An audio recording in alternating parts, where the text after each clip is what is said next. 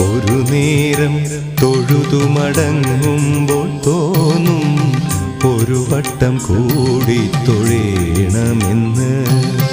ഒരു വട്ടം കൂടി തൊഴുമ്പോഴും തോന്നും ഇതുവരെ തൊഴുതത് പോരെന്ന്. അകതാരിൽ നിറയുമീ അനുപമ നിർവൃതി ഗുരുവായൂരമ്പലത്തിങ്കൽ മാത്രം. ഒരു നേരം തൊഴുതു മടങ്ങുമ്പോൾ തോന്നും ഒരു വട്ടം കൂടി തൊഴേണമെന്ന്.